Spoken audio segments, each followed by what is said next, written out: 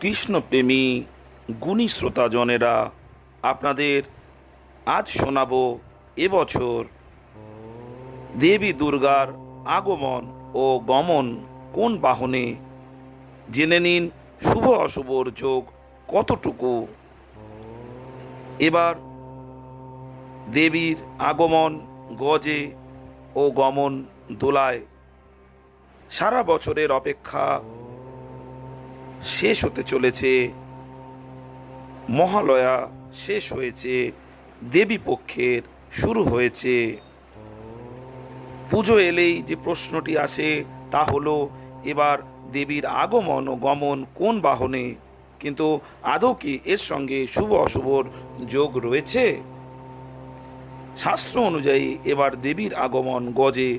এটি শান্তি ও সমৃদ্ধির প্রতীক।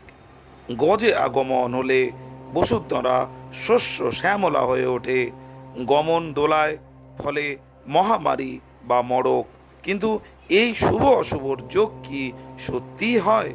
কিভাবেই বা তা নির্ধারিত হয়?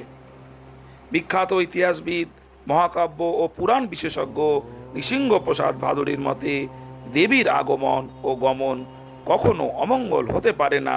মা আসছেন, বাপের বাড়িতে কদিন থেকে ফিরে যাবেন, এই আশা কখনোই অমঙ্গলের সূচক হতেই পারে না। অনেকে আবার বারের হিসাবে গমন ও আগমনের হিসাব করেন। তার মতে বারের হিসেবে গমন ও আগমনের হিসেব করাটা অর্থহীন।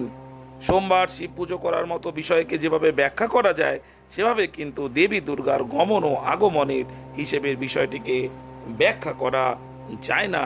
তাছাড়া কৃষ্ণদাস কবিরাজের চৈতন্য চরিতামৃত উদ্ধৃত করে তিনি বলেছেন, তারা জানে সুকৃতি যে দোলা ঘোড়া চড়ে, অর্থাৎ সুকর্ম করেছে সেই মানুষটি যে দোলা ও ঘোড়ায় চড়ে। এখানে দোলা মানে কিন্তু নাগরদোলা নয়, পালকিকে বোঝায়। সুতরাং দোলায় চড়া এক্ষেত্রে শুভ। তাহলে সময়ের সঙ্গে সঙ্গে তা বদলে গেল কেন? সুতরাং এইভাবে হিসেব করা ঠিক নয়।